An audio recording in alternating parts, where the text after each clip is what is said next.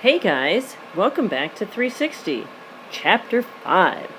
This is going to be a pretty short lecture capture over just a few things. So, two different ideas, one called Penetrance, and the other called Expressivity, if you can pronounce that, affects, again, phenotypes. And we're talking about at a single locus, one single gene, can affect the phenotypes of the progeny.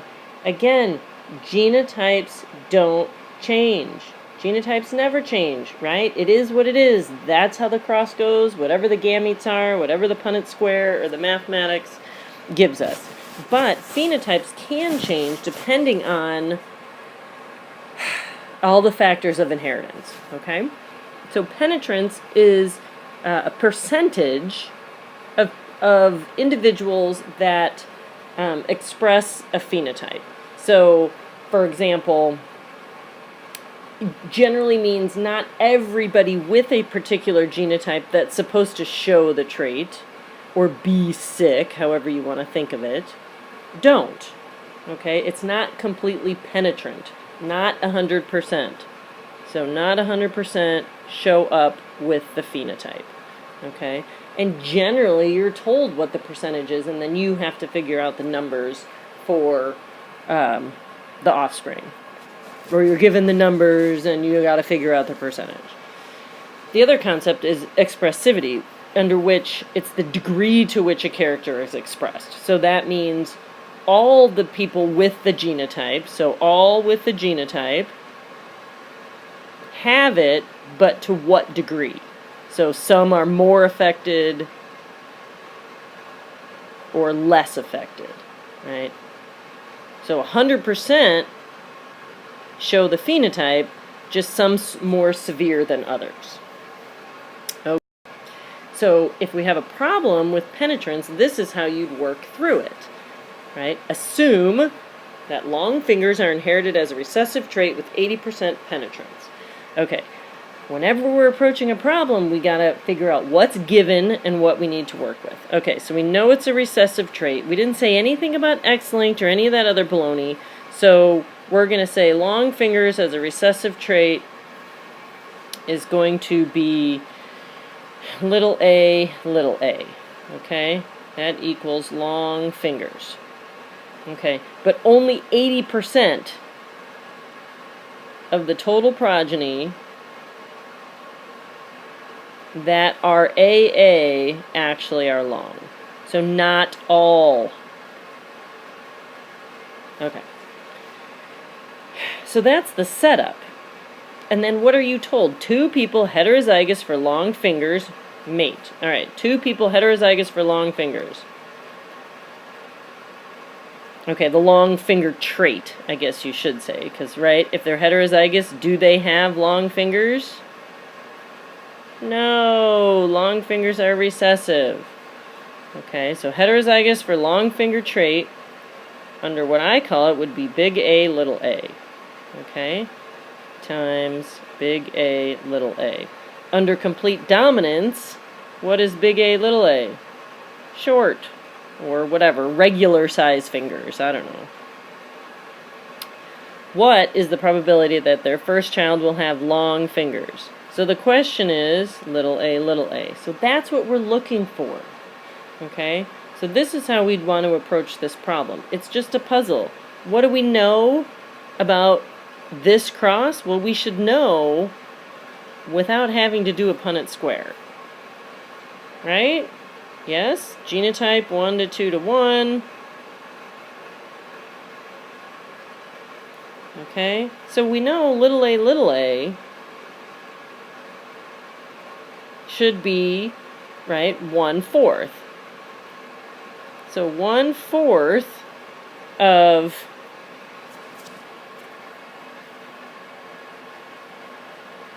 the offspring should have long fingers if it were completely penetrant. But we're telling you that only 80% of these guys actually have long fingers. Okay, so we know 1/4 is the same as 0.25 And 80% is the same as 0.8, right? And this gives us 20, right? If we just do the math. And 20, or 20%, so you could say the probability would equal 20%, and the same as 1/5. So the probability that the first child will have long fingers, or be that genotype, is 1/5. So you can get to this, but that's not the answer. You have to take 80%. And of course, on the exams, we'll have calculators. So you don't need to worry about doing the math in your head or trying to figure it out. You could really, just do it on your calculator. No problem.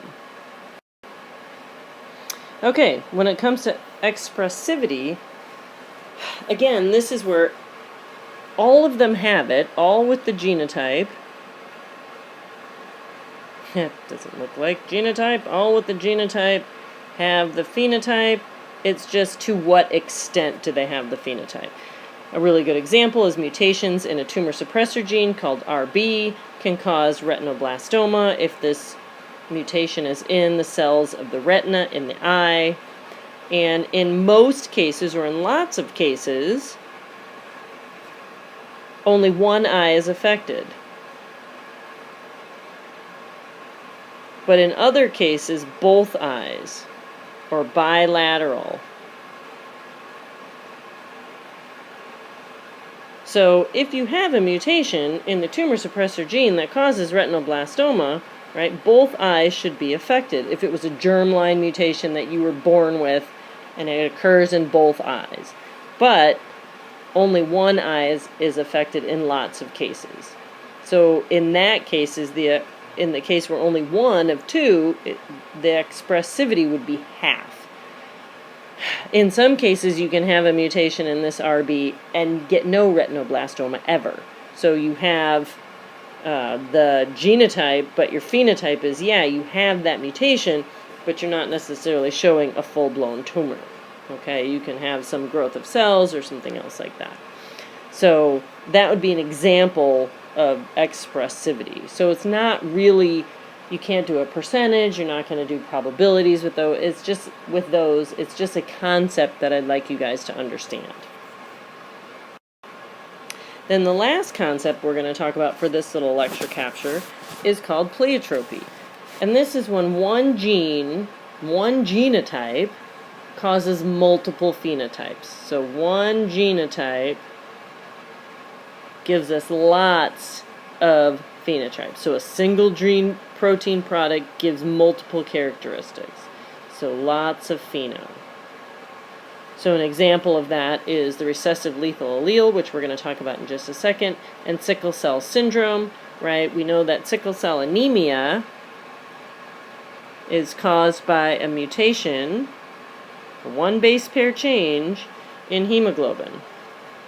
Causes hemoglobin to not fold exactly correctly, and it, instead of forming a tetramer with 4 individual peptides, it actually lines itself up more like a long fiber, and it causes the sickling or the curvature of the red blood cells. So they're not like round like a Biol, right, the bagel without the hole.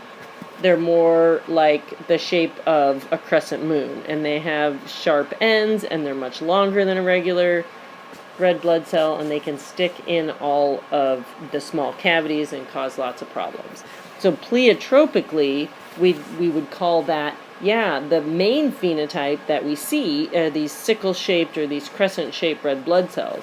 But it also causes shortness of breath, it causes lots of pain, and it can cause death, okay, under certain circumstances. So that would be a pleiotropic effect, okay, multiple phenotypes from one genotype. We're going to talk about the recessive lethal allele because this is a good example of pleiotropy that we can actually do quantitative analysis through some genetic problems. Okay, so if there's a recessive lethal allele, right, or any lethal allele, means it causes death early in development, so, right, does not show up in a live birth. does not occur in live animals. So we don't see those. If something disappears as an embryo, and we're talking about mice or Drosophila or some other laboratory model organism, right, you can't count them in the phenotype if they don't exist when you go look at the litter of pups or of offspring. It affects both the genotype and the phenotype, right?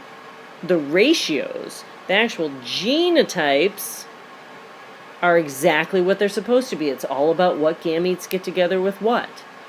But what we see as far as a ratio, because again, of progeny, live ones that are actually born, anyone that's dead before birth, we don't see, right? How do you count something that was never born? Okay.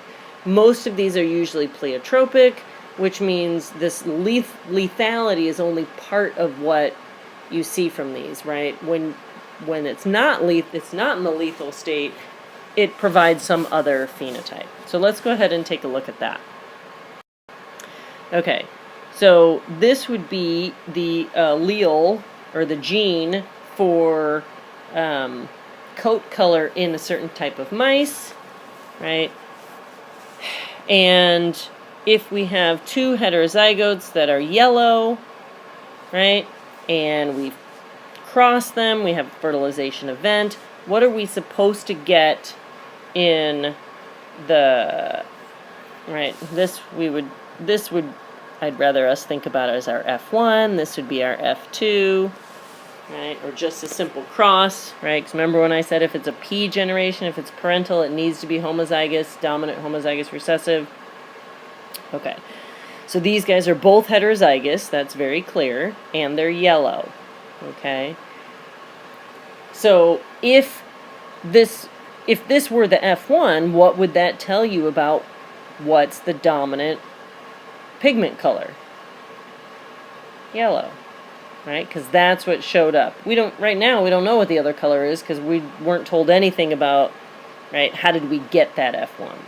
So if we cross this F1, what comes out? We're supposed to get 1 to 2 to 1, right? Yellow should be the heterozygous, whatever the homozygous recessive, right, is, and whatever the homozygous dominant is. As it turns out, if there's two big Ys, it causes embryonic death, never born. We can't count something that's never born. And so this is completely removed from the progeny. So if we're counting what's left, right, 2/3 of the progeny are going to be big Y, little y, and 1/3 are going to be little y, little y. What? What the heck are you talking about, woman? That's crazy. That's not math. All right, let's take a look at it. Let's squeeze that little guy over here. Let's do the Punnett square to make this very clear. Here's our Punnett square. Okay, here's big Y, little y, big Y, little y, y, y, y, y, y, y, little y, little y. Okay, and what did we say? If you're big Y, you're dead. Alright, that's your phenotype. Death, that's a pretty strong phenotype. And so what do we have left? If we're counting in the Punnett square, there's 1, 2, out of a total of 3 squares. We're only including these squares here because this one doesn't exist. It's dead. We can't count it. 1, 2 out of 3 are big Y, little y. 1 out of 3 is little y, little y. It's a classic 2-to-1 ratio. If you ever see a 2-to-1 ratio, it's a lethal allele. That's something you should memorize. You should also understand why that's true, and why do we call it a recessive lethal allele? What the hell, Malone? You just told me big Y is the one that dies. That looks like homozygous dominant. Yeah, it's homozygous dominant if we're talking about pigment color, the other phenotype, right? But we're not. We're talking about the pleiotropic phenotype, which is death. And for death, you need to have both big Ys. It has to be in a recessive state. The only way you ever see a recessive phenotype is if both are there. Do we see death here? No. Do we see death here? No. If big Y for death were dominant, both of these guys would be dead too. And they're not. So for death, big Y is in a recessive state. You need both to show the phenotype. This one you only have one, does not show the phenotype. This one you have none, does not show the phenotype. The only time we see the phenotype is if both alleles are the same, that big Y. Recessive for lethality or the death. That's a pretty good phenotype. Okay, so let's do this problem together and make sure we understand this concept. So how would we approach this? Well, first of all, we have this huge clue. 2/3 of the progeny are green and 1/3 are white. What does this tell us right away? What does it tell us? What should we be thinking about? We should immediately assume that this is, right, lethal allele. Exactly. Very sad. Okay, so 2/3 to 1/3, 2-to-1 ratio. That's the only time we're ever going to see the 2-to-1 guys through the whole semester. Is going to be a lethal allele, so you have to know that. Okay, and then what's the question? What's the genotype of the green progeny and the white progeny? Well, what did they tell us? A cross between 2 green corn plants. Okay, so let's go 2 green corn plants. Right? Yield 2/3 progeny that are green and 1/3 that are white. What does that tell us already? If we go back and think about our stupid Punnett square, right? This one's dead. This would be little g, little g. This is going to be big G, little g, big G, little g, right? If this is the heterozygote and it's green, that means green must be dominant. So we know that each one of the green parents must have at least one big G, right? We're also told that 1/3 of the progeny pops out white. What does that also tell us? Well, if we think about it, can they both be big G, big G? No. How the heck could you ever get that? That's the most ridiculous thing I've ever heard. Silly goose. What are you thinking? Make that go away. What about one of them being a big G and one being a little g? Will that work? No! You can do the cross, but, right? Are you ever going to get little g, little g? No. Silly, silly, silly. What are you thinking? So what does it have to be? It has to be both greens are heterozygous, right? And in that case, you're going to get this, the green progeny, right? Are they ever going to be big G, big G? No, those are the guys that croak, dead, deader than a doornail, right? Not good. The green progeny have to be big G, little g, right? The white guys have to be little g, right? Again, using everything that we've learned throughout the semester to apply to this problem. You have to know your monohybrid crosses. You have to know the super easy, all the different crosses, what are the possibilities, and you have to be able to think through a problem. Looking for patterns, right? Looking for this 2-to-1 immediately tells us lethal allele. And I think that's it. Yep, that's the end of this lecture capture. Thank you for listening, and I appreciate your time. Thanks, guys. See you later. Oh, sorry. Yeah, that's better. Okay. Thank you guys. Bye-bye.